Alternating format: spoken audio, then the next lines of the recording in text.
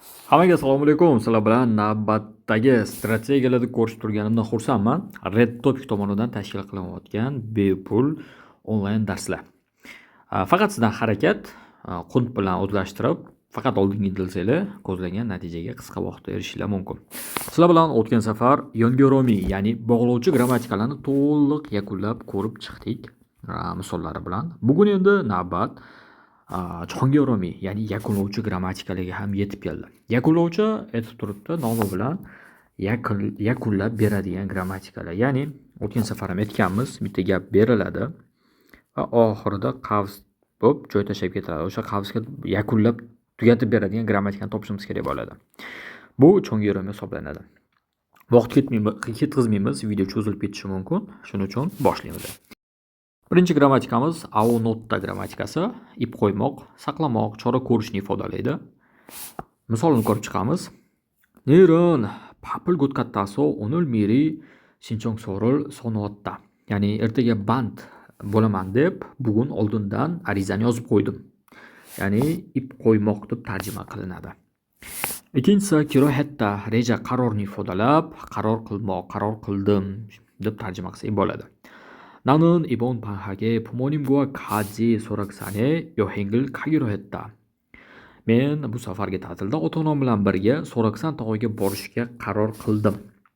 나는 내일부터 담배를 끊기로 했다. Men sigaret chekishni tashlashga qaror qildim. Keyingisi 면도에다 sharoitni ifodalaydi, sa bo'ladi deb tarjima qilinadi. 제가 조력으로 가려면 이쪽으로 3분쯤 걸어가면 되다. ya'ni metro bekatiga bormoqchi bo'lsangiz, bu tomonga taxminan 3 daqiqa piyoda yurib borsangiz bo'ladi. Ya'ni sa bo'ladi. Kehada buyruqda ishlatiladi. Deb buyurmoq yoki tirmoq deb tarjima qilsak bo'ladi. 선생님은 학생들에게 휴대전화를 끄게 했다. ya'ni o'qituvchi o'quvchilarga telefonini ya'ni qo'l telefonini o'chirtirdi yoki o'chirishni buyurdi. 5-grammatikamiz ketveda. Tushuntirish, o'zgartirishni ifodalab, adigan bo'lmoq, tveda o'zi bo'lmoq deb tarjima qiladi, bilasizlar. Adigan bo'lmoq deb tarjima qilsak bo'ladi.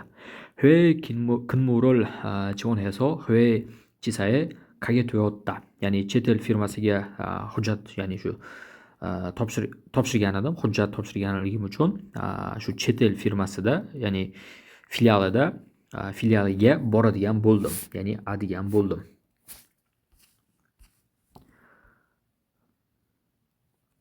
Navbat 6-si indin cho'gi itda. Buni she'riga bor opda ham kelishi mumkin. Tajriba, ya'ni o'tmishda nimadir qilib ko'rgan yoki qilib ko'rmaganligingiz, ya'ni ganman, maganman deb tarjima qilinadi.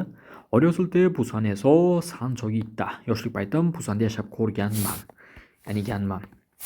Keyingi yetda, ao itda holat davom etishini ifodalaydi. ip turmoq deb tarjima qilsak bo'ladi. 공회에 도착하니까 사촌 동생이 마중을 나와 있었다. ya'ni aeroportga yetib kelsam, amakivachcha ukam kutib olishga chiqib turgan ekan. Ya'ni ip turmoq. 8 avokado, ip kelmoq.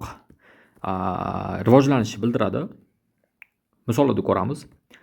거제 물을 자주 주는데도 자꾸 시들어간다. ya'ni gulga suvni tez bersam ham ya'ni uzluksiz, ya'ni tez qurib ketyapti.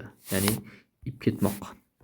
Ikkinchisida 한국에 온 지 거의 2년이 다 되어 간다. Koreyaga kelganimga deyarli 2 yil bo'lib ketdi. 9 indin semida qaror natijani ifodalab deb hisoblamoq desak bo'ladi, hisob desak bo'ladi. 벌써 12월이니까 올해도 다 지난 셈이다. ya'ni allaqachon dekabr oyi bo'lganligi uchun bu yil ham o'tib ketdi hisob. 10-si aoda rivojlanishni bildirib, ip kelmoq deb tarjima qilinadi. 나는 3년 전부터 태권도를 배웠다. Men 3 yildan beri tekvandoni o'rganib kelaman. 11 lil ponetta, ya'ni harakat arafasida deb tarjimasi sal qolmoq desak bo'ladi. 공항에서 하마터면 다른 사람과 가방이 바꿀 뻔했다. ya'ni aeroportda deyarli boshqa odam bilan sumkam almashib qolishiga sal qoldi. Ya'ni sal qoldi deb tarjima qilsak bo'ladi. Navbatdagi grammatikalar napoda. taxmin tekshirishdek ko'rinadiga o'xshaydi deb tarjima qilsak bo'ladi. 동생 방이 조용한 걸 보니까 방에서 자나 보다. ukamning xonasi tinch bo'lib qolganiga qaraganda xonada uxlayotganga o'xshaydi. 13. 기 마련이다. she'ish aniq zarur kutilgan fakt ifodalaydi. 뭐든지 열심히 하다가 보면 실력이 좋아지기 마련이다. ya'ni nima qilsang ham g'ayrat bilan qilib ko'rsang qobiliyating yaxshilanishi aniq. Bu sizlarga ham tegishli. Indin moyangida bu napodagi sinonimga o'xshaydi deb ko'rinadi desak bo'ladi. Taxmin tekshirish ifodalaydi. 사무실 바닥이 깨끗한 걸 보니까 청소를 한 모양이다. ya'ni ofis poli tozaligiga qaraganda уборка qilinganga o'xshaydi, ya'ni tozalash qilinganga o'xshaydi. 15. Avo poryotda. Poroda bu tashlamoq, ip tashlamoq, qo'ymoq tarjima qilsak bo'ladi. Harakatni ifodalaydi. Salka malka 고민하던 구두를 그냥 사버렸다. ya'ni sotib olsammikan, sotib olmasammikan deb xavotirlangan, tashvishlangan tuflimi shunchaki sotib oldim. Sotib olib qo'ydim yoki sotib olib tashladim. 16. Avo poyida ham bizga ip ko'rinmoq desak bo'ladi, dek ko'rinadi desak bo'ladi. Qaror subyektiv qarorga nisbatan ishlatiladi. 그 사람은 운동을 해서 그런지 건강이 보인다. Bu odam sport bilan shug'ullanganligi uchunmi sog'lom ko'rinadi. 17. Indin chokada dek tutmoq harakatga nisbatan ishlatiladi. 동생이 자꾸 말을 거는데 귀찮아서 못 들은 척했다. ya'ni ukam uzluksiz gapirganida jonim yetib ketganligi uchun eshitmagandek tutdim. 18. Chido mo'rida. To'g'ri, mo'rida ko'pincha bilmaslik, bilmayman deb tarjima qiladi, lekin bu yerda ham mumkin deb tarjima qilishimiz kerak. Taxmin noaniqlikni ifodalaydi. 아직 시간이 있지만 서두르지 않으면 자리가 없을지도 모른다. ya'ni hali vaqt bor, lekin shoshilmasak joy qolmasligi ham mumkin. Ko'rayotgan bo'lsanglar ham mumkin deb tarjima qilyapti. 19. Tuda.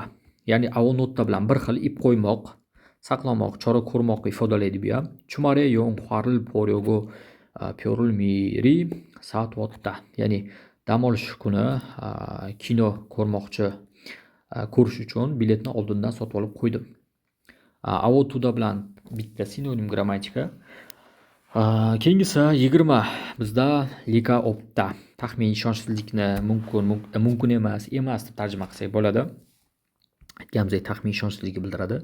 이번 일은 위험해서 사람들이 쉽게 도와줄 리가 없다. ya'ni bu safarga ish xavfliligi uchun osonlikcha odamlar yordam bermaydi yoki yordam bermasa kerak. Yordam berishi mumkin emas desak ham bo'ladi. Xuddi shunaqa, ya'ni biz siz bilan umumiy hozirgi paytgacha 50 ta grammatika tugatdik. Hozir bugungi darsda 20 ta, undan oldingi 2 ta darsda umumiy hisobda 30 ta. Shunda 50 ta yongiromi, chungiromi grammatikani tugatdik. Shu 50 ta grammatika 80% holatlarda topik imtihoni birinchi va ikkinchi savollarda uchraydi. Bu grammatikalarni takrorlab o'rganib yuring. Grammatikalarni chuqurroq ochib o'rganishni maslahat qilaman. Korean Grammar in News'da chuqurroq ochilgan versiyasi bor. Bitta tanishib chiqsangiz bo'ladi. Agar siz darsliklarni tugatgan bo'lsangiz, bu grammatikalardan xabaringiz bo'lishi mumkin. Savol-tey bo'lishi mumkin. Va farqi yo'q. Qanaqa kitob tugatgan bo'lsangiz ham, chungi va chogubda uchraydigan grammatikalar bilan ko'pi. Hammasini ko'rib tugatgan va ozgina bo'lsa ham xabaringiz bo'lishi kerak bu grammatikalardan. Aytib o'tganimizdek, bu grammatikalar umumiy hisobda birinchi va ikkinchi savollarda 80% holatlarda tushadi. 20% boshqa grammatikalar tushib qolsa, o'shalarni chiqqan grammatikalarni tahlil qilish davomida yodlab borsangiz, bu juda ham sizga qo'l keladi. Iloji boricha darslarimiz 10 minutdan cho'zilib ketmaslikka harakat qilaman. Hozirgi darsam уже 10 minutga yaqinlashib qopti. Siz bilan Hapyoq Recipe kitobi bo'yicha birinchi ilk qism darsini tugatdik, ya'ni birinchi va ikkinchi savollarda nima qilish kerak, umumiy tushunchamiz bor. Navbatdagi darsimiz yusomunpop bo'ladi, ya'ni 3 dan 4-savollarda nimalarga e'tibor qaratish kerak, fokus, ya'ni qayerda bo'lish kerak, ya'ni qisqa lo'nda qilib qandoq javob topsa bo'ladi. Shularni o'rganamiz sizlar bilan va yangi so'zlar chiqadigan bo'lsa, nimalarga e'tibor qaratib yodlashinglar kerakligini maslahat beramiz. Bugungi darsni shu yerda tugatamiz. Xayr, salomat bo'linglar. Qatnashgan hammaga rahmat.